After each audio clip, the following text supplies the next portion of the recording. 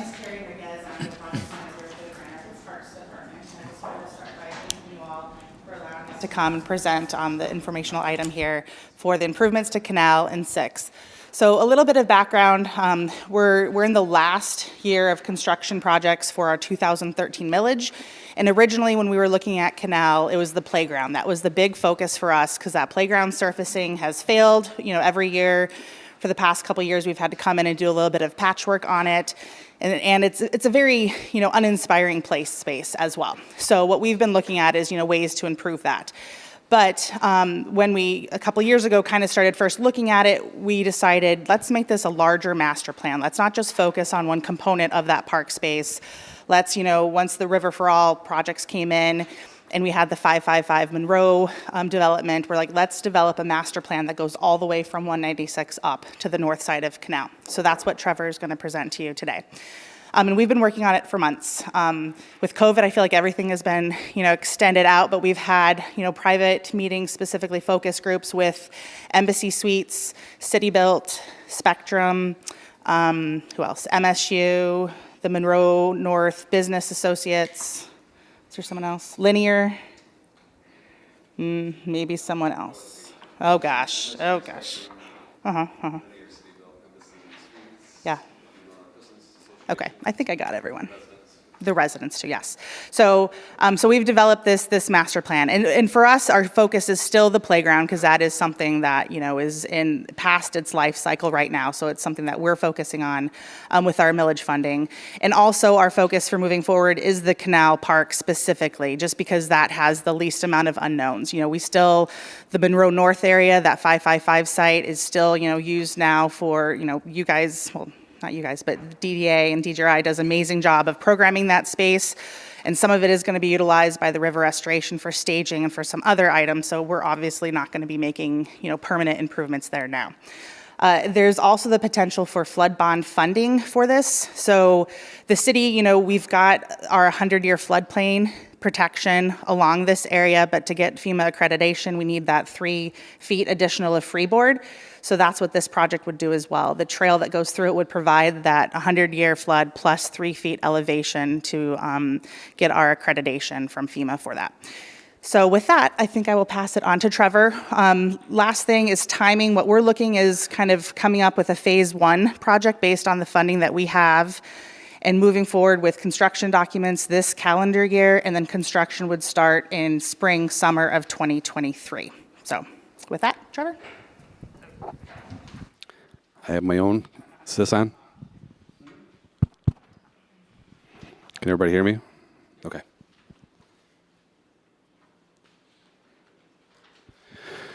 Well, thank you for having us this morning. It's exciting to, having been involved, I guess, since the Green Grand Rapids initiative, which is dating myself a little bit. It was prior to 2011, I know that. But working through that process in its infancy, seeing the growth of the city, seeing the growth of DJI, the Parks Department, working through the River for All process, a very broad city initiative with a lot of stakeholder engagement and input that wrapped up in 2018. And over the last several years, having the opportunity to be part of this transformational project, in conjunction with Grand Rapids Whitewater, it's a blessing for us to be involved in these things. So we're excited to be here today to talk about 6th Street and Canal Park.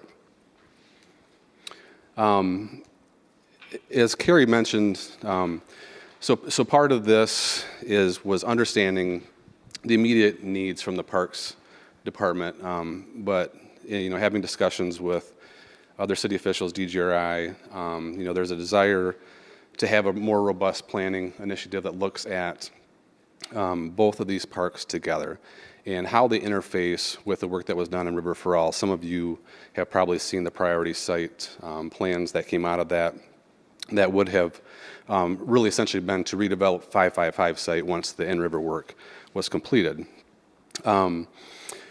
So we have this high-level input through several planning processes, GR Forward, the River for All, the park's strategic master plan that has gone through as well. So we have this baseline understanding of the needs and the foundational elements. But as we got into this process and reached out specifically to the stakeholders, Deidre, thank you for kind of shepherding that process, working with Monroe North Business Association, getting us in front of stakeholders like Karie mentioned, City Built, some others along the corridor, as well as the Parks Department reaching out and doing separate input with the actual residents of the area. So out of that process, there's a lot of input. So there's a lot to digest in terms of what people want to see happen in both of these parks. But if we step back and we look at it more of these plans as a master plan and a physical framework. So before we talk about the programming and the details of all the different things that will happen in these parks, those conversations, back to what Andy was talking about, those are much deeper conversations in more detail, specific about the types of programming, the things that are offered there, how it's used, how it's maintained. So what we wanted to get an understanding of is based on these principles, these high-level principles, developing a master plan, the physical framework of what these parks could be. And so those we, in no specific order, but flood protection and resiliency. The parks need to be raised 3 feet to meet that FEMA accreditation, which Karie mentioned. The edges, we all know how the river fluctuates. It's very what we call flashy.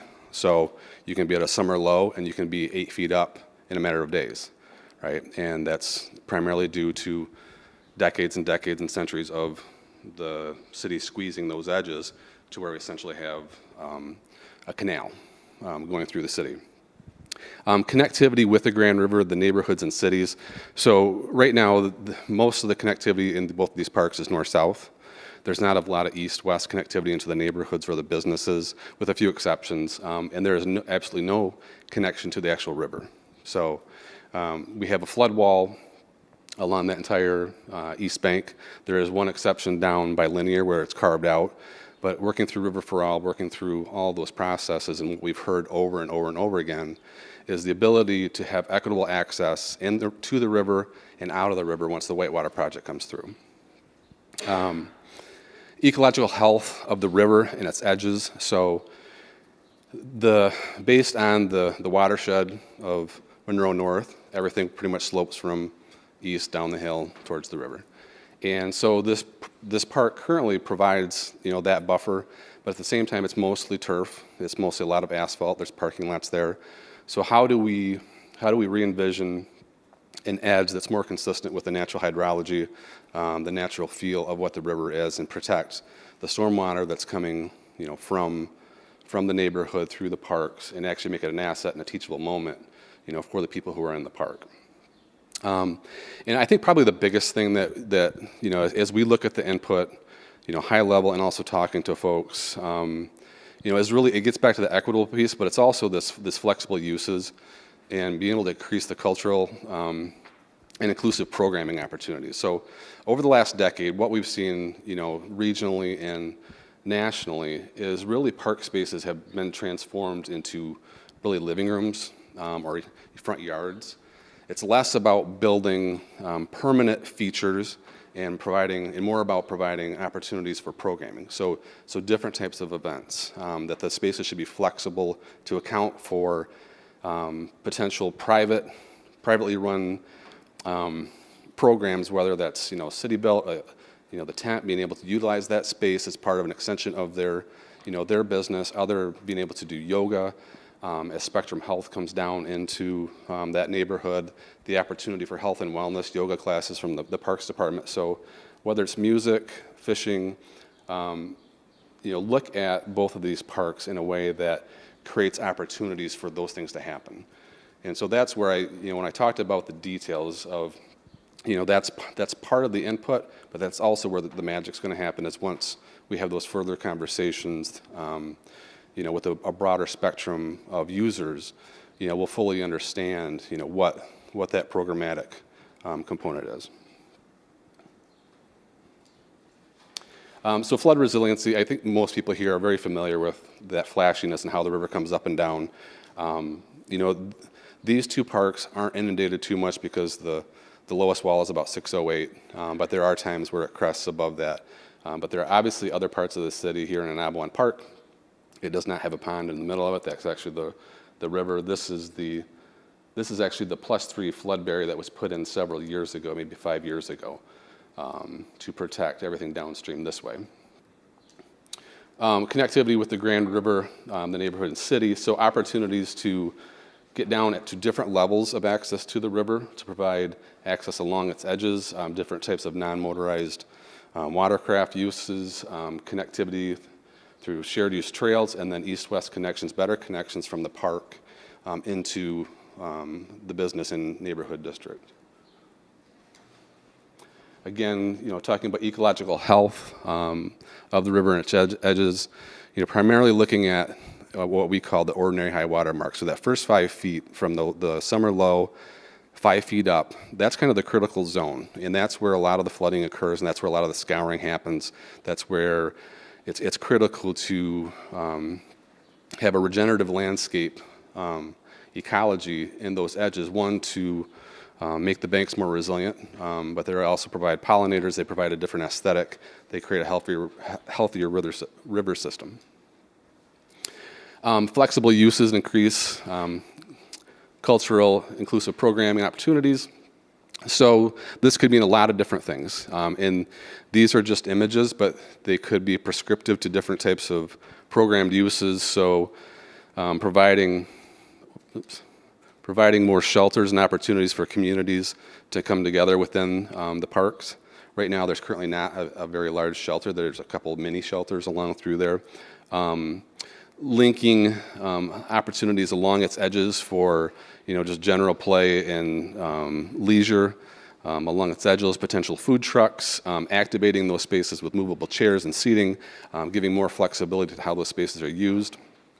And then, you know, the play components, whether it's, you know, it could be skateboarding, it could be boulder climbing, it could be a lot of different things. And then looking at ways to provide structures there that, one, could be iconic, but really provide a multiple range of services. So it could be a recreation hub that supports bicycle infrastructure, canoes and kayaks for the river, yoga classes, restrooms, maybe concessions, and then small venue spaces depending on the size. So looking at features that provide different levels of opportunities. And then additionally to this, and I'll get into this in a little bit more detail, but, you know, really understanding, you know, the history, not just the history of the ownership of these lands, but talking with the folks who are still here and live with us in this community and understand what is important to them. Is it important to tell the stories of things that have happened, of things that, you know, that they are proud of? They have needs too, and things that they would like to see happen in their park system. So we've been engaging with the Grand River Band of Ottawa Indians. I don't know if Kim's here, but Kim has been a good ally here at EGRI, as well as making that connection. We've also worked with them at Anabuan Park. And we've always valued and enjoyed our time meeting with them. They are a wonderful group. They give a lot of insight. They're very graceful in how they give us that information. And it's important because I think, you know, what's important in all of these spaces up and down the river is that there's cultural relevance, and they tell a story, and there's an educational component along with it. So this is a high-level plan, and so you have all of this in your packet. I know it might be hard to see up here on screen, but on the top is really the existing conditions. So northwest to the right, so 555 is down here. This is 196. So really, this is the existing Canal Park. You have a parking lot in front. Obviously, the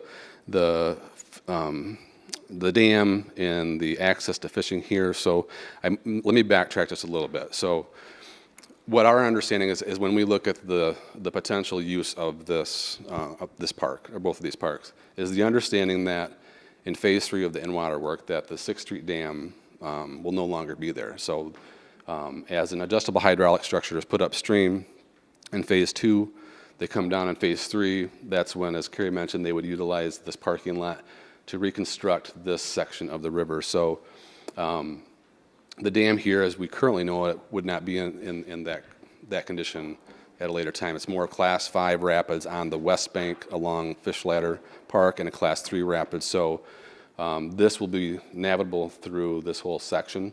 Obviously, the speed and the flow of the river will be different through here. It'll look much different than it does today. So just understanding that as I kind of walk through this.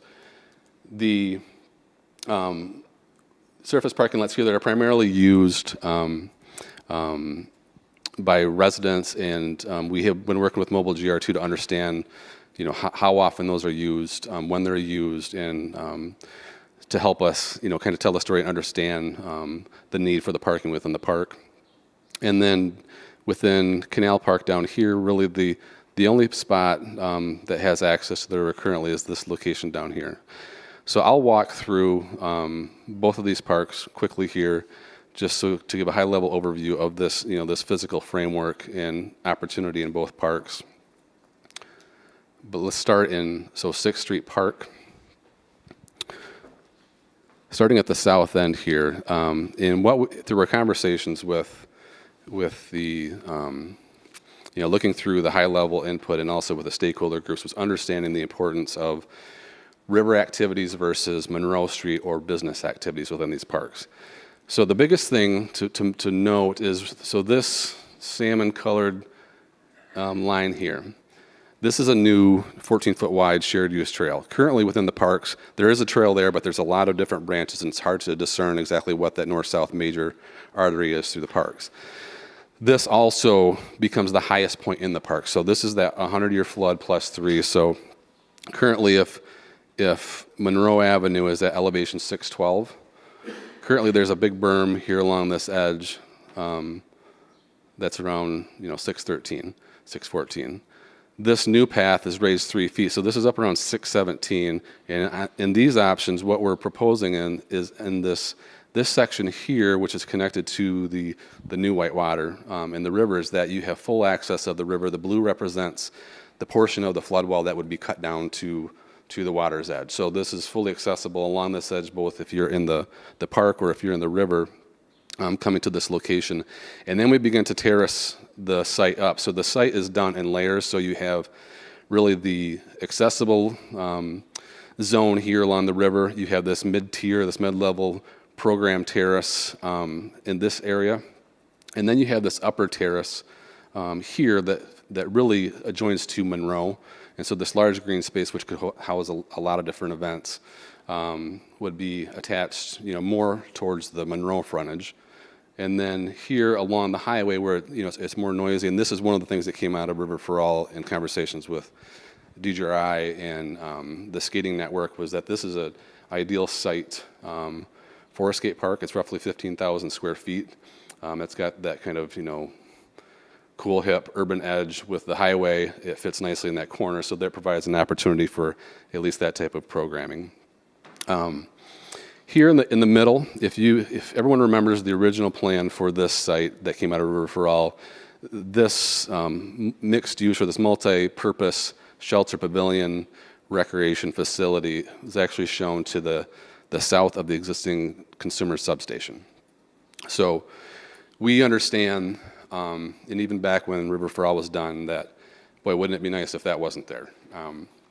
We understand that there is possibilities that could still happen. So for planning purposes, we wanted to understand what this site would look like and how it could be used if that substation was not there. If that substation never leaves, then you can still move this back to the south. So this facility, as we're showing, is more of that multi-purpose. So on the south side, it's for those larger events.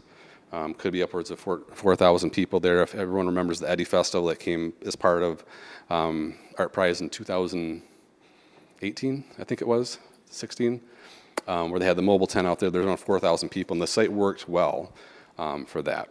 So this is roughly 2 times the size of Rosa Park Circle, just to give you a scale. But on the back side of that, that could be more of this day-to-day program space, whether it's yoga, whether it's health classes, whether it's potential concessions, food trucks, food courts, programmed events, so that you have this multi-purpose pavilion kind of at the spine here, and the ability to use both sides simultaneously in different scales. As we move north of here, you'll notice that the existing parking lot that's here is gone. And part of that is twofold. One is to create more usable, flexible space in the parks, that the open space is a higher and better use than surface parking lots along the Grand River. The other part is that based on that 3 foot of elevation and the width of the parks, we need distance to create that elevation and provide this flood protection here while still having universally designed access that meets down here. So we're using those parking spaces to create more green space, more active and programming area, but also using that for grading and to provide that 3 foot of additional buffer. Moving into Canal Park, so really at Newberry Street, the 6th Street Bridge, not a lot changes through here. Through the section of Landmark Lofts, their property, their parking lot, we're limited with the amount of space between there, but we would create that larger, wider, 14 wide shared use trail that would still act as the flood protection. It would wind its way closer to Monroe here to open up this flexible programmed open space. It would then reconnect down here. And once you get past Linear, or essentially where that walk comes around that connects to the Monroe North Street Church, generally all the trail north of there is at the flood protection, so we don't need to raise any of that. So that demonstration site that was done several years ago, a couple years ago, that currently meets that. So really everything south of there is where it needs to be raised. Opportunities like this where there, as an existing parking lot that the Parks owns, and obviously, Parks owns all of these parking lots, the city, is that this one for the last year or two has been, one of those test projects where seeing how private enterprise can utilize public space and how those two can work together. And I think it's been very, very successful if you ask both the business and the users of those spaces. So that is one of the things that we've heard that should be encouraged, not only in this space, but here this may house a more permanent type of structure, flexible structure that could meet the needs of those types of events and those types of partnerships. As Karie mentioned, so the existing playground currently lies here. And if I switch to the existing condition, there's a lot of walks. There's a lot of berms in that area, and it's really one structure.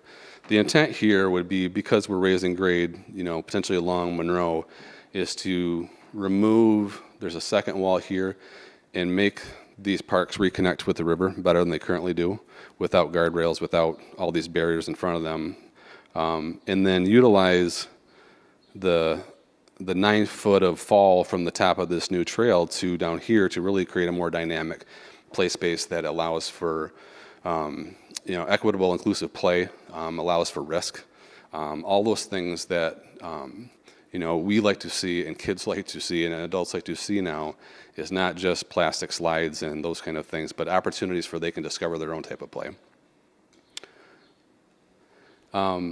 Wrapping up here, so as we start to advance the plan, as Karie mentioned, we call it the priority area. So we're looking at the entire master plan, but then out of that comes a priority area project. And from the park's perspective, they've always wanted to understand what this play space could be. So we are in the beginning stages of trying to understand in more detail what that play space could be, and partnership along with this is continuing to work with the Grand River Band and other Anishinaabe leaders so that this play space can be one of those stories, can be one of those elements. I know the city is also working for an Arts and Humanities grant with the Grand River Band and other leaders to have that story told, whether it's through sculpture or art or different ways of wayfinding throughout the park. So our intent is to kind of flesh through these designs a little bit so we understand what maybe the constraints of height are, but then really start to dive into what could these play spaces mean and how can they be reflective of the culture and the stories that they'd like to tell. So with that was a lot of talking. Do you have any questions? Can I answer anything for you? Next steps, where we're at? Jim? Trevor, thanks. This was really helpful. A couple activities, I wonder how this relates to them. One is if I want to put in a kayak somewhere and float down a significant drop. Is anywhere along here where you put in, and is there a space for that? That's one. The other is, there's currently a lot of fishing that happens from people all over the community. How does this engage that activity on the river? Those two things keep coming to my mind. Yeah, and we hear those questions a lot because as we're focused in on one project, we should probably pull out, and look at all of the different river projects combined. So the answer to your first question, Jim, about access is that 6th Street and Canal are both parks that will have access in and out of the water. So here in Monroe North, or the 555 site, that opportunity to get in or get out would be here. As we went up into, I probably didn't talk too much about this, but next to Linear, there currently is a spot, but that space right now is very dark. It's not hospitable to people-centered space. So the idea here was to reconstruct this as a put-in, put-out location for that you would have barrier-free canoe and kayak launches that could be pulled out, but that this space becomes much larger, and it really becomes that space. So if you're in a canoe or a kayak, you can come in there, or you can put in there, and you have the ability to put your canoe or kayak in a locker and then go down, to the businesses, or vice versa, come into the district, load there, park, and then continue down. There are other spaces throughout the downtown and throughout the kind of the River for All planning process. So north of Leonard, where the potential adjustable hydraulic structure is, that is really where we'll call it the Whitewater Project stops. So north of Leonard, actually across from our office, the old water filtration building, that's a site that's been dedicated for a actual put-in. So if you started there, you would float down, or you could go all the way down through downtown to Wealthy, actually keep going all the way to Millennium Park. There's no dam, there's no, and it would be until you get to about this location, though, that you would really start to feel and understand the rapids. The rapids aren't going to extend from Fulton all the way up to north of Leonard. From this location, from 6th Street Bridge up to north is really going to be kind of the same still water. There'll be some more exposed limestone shelves based on the water fluctuation.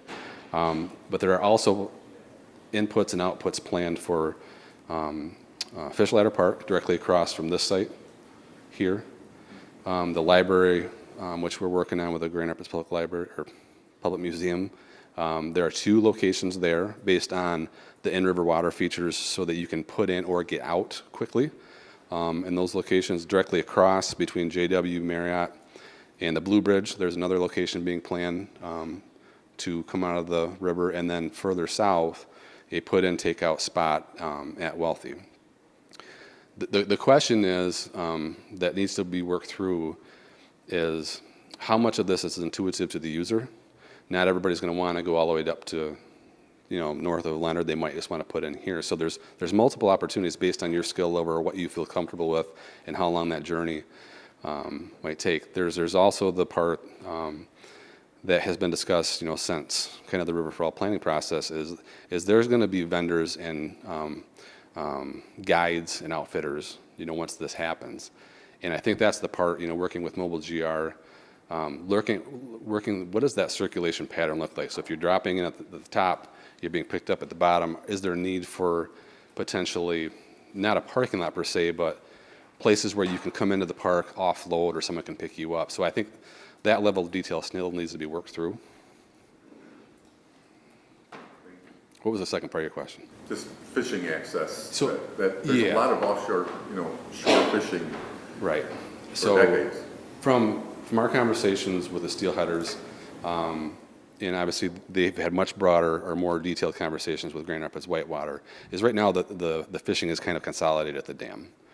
With the new geology, with the dam being gone, there's going to be greater opportunities for the type of fish and the areas of which you can fish within the river. For example, one of the better places to actually fish is down by the museum if you're looking for smallmouth.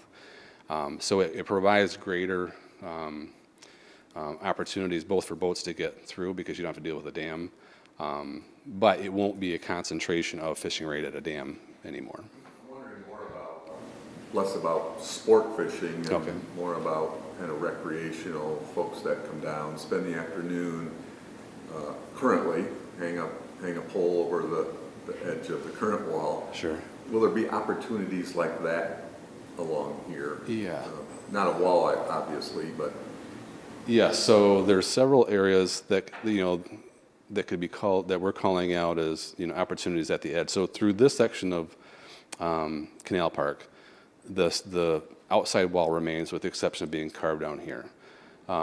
There's this location, which reaches over the river.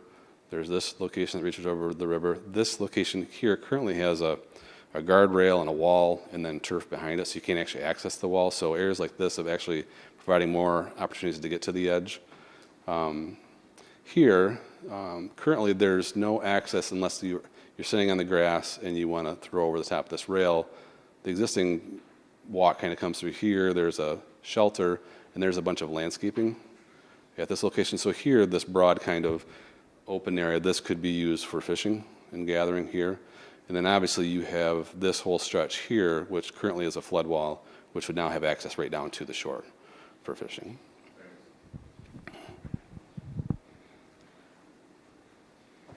Anybody else? So just a question, Rick? So the amount that's in the budget, I think it's $750. correct. So what will that be used for? I assume this is phase one. The amount that's in the budget, say that again. So, yeah, in the FY23 priority plan, you had 750,000 program for this year and next year. At this point, that's really just an indication of our commitment. I think we need to understand. Placeholder. Yeah, we need to understand more, obviously, what it's going to cost. But I think we are extremely supportive of this and want to help move it forward. It may need more, but we'll know more as the design finishes up and it goes to bid. Yeah, and Rick, to your question too about the funding, we're working through the overall cost estimates. We estimated what the 555 site was during River for All. And as we look at the priority, we are going to look at what the overall cost of 6th Street is. But based on knowing that 6th Street with the potential move of consumers, the 555 site that's going to need to be torn up during phase 2 of the in-river work, we know that that park probably isn't going to see a lot of physical change here in the next year or two. Just kind of based on, it wouldn't make sense to do that and then tear it back up when those projects come along. Canal Park is really kind of what we're focusing right now, and we're working through the preliminary budgets for the playground, which is parks, but then also looking at the overall project cost, if that was one project or if it's phased in different ways. And there are multiple funding sources, both from parks, the TIFA. We're also working with environmental services. There's flood bond money that is reserved for flood improvement. So part of this trail, because the trail's on the berm and the berm is the flood protection, we can kind of group that infrastructure and that scope of work into those flood improvements. So we're looking at different ways to allocate the overall cost. Trevor, just a question about, is there any, and I know we're bringing people to the river, but is there any like splash park or water, I guess fresh water interaction? I see the B option in the playground. It looks like water, but is that more representative of water, or is there kids, bubbling water that they play in? Sure.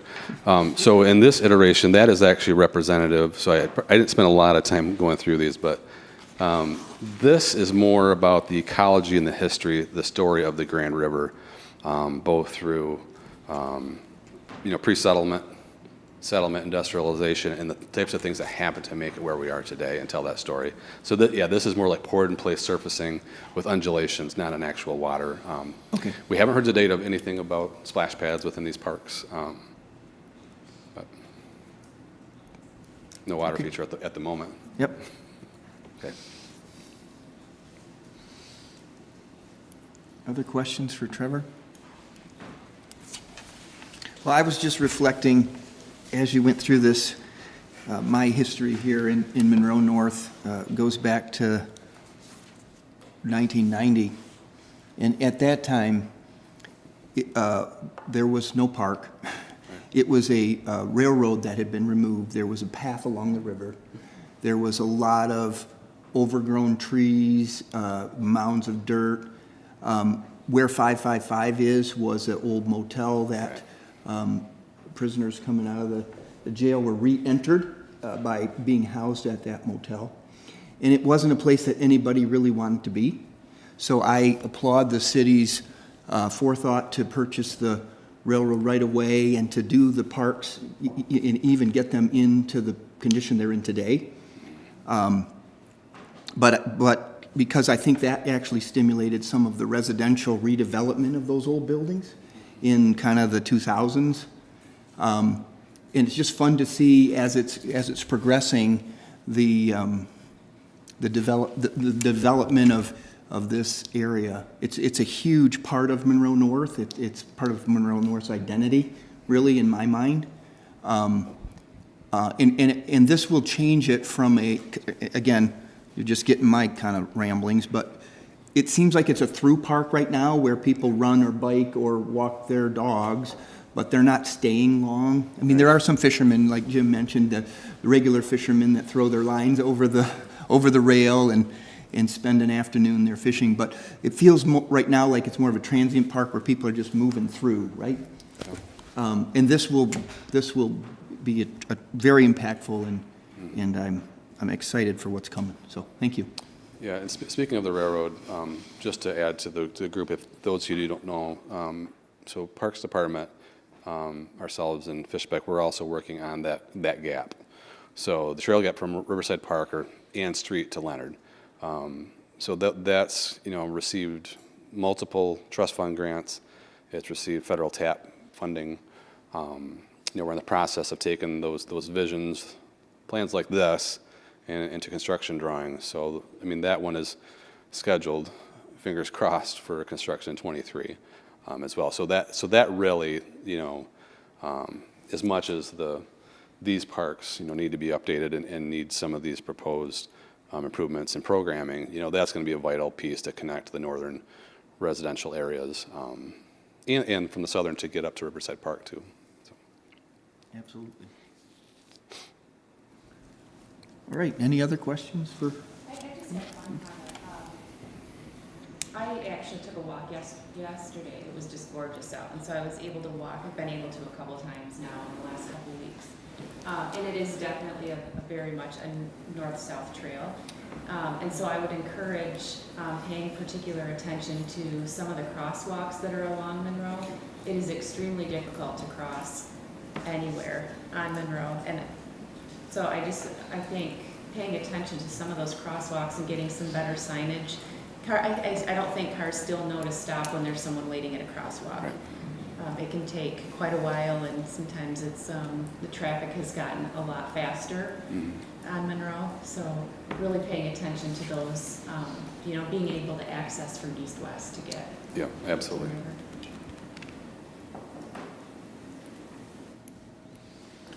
All right. Well, thank you, Trevor. All right, thank you, everybody. Appreciate it. Thanks, Trevor.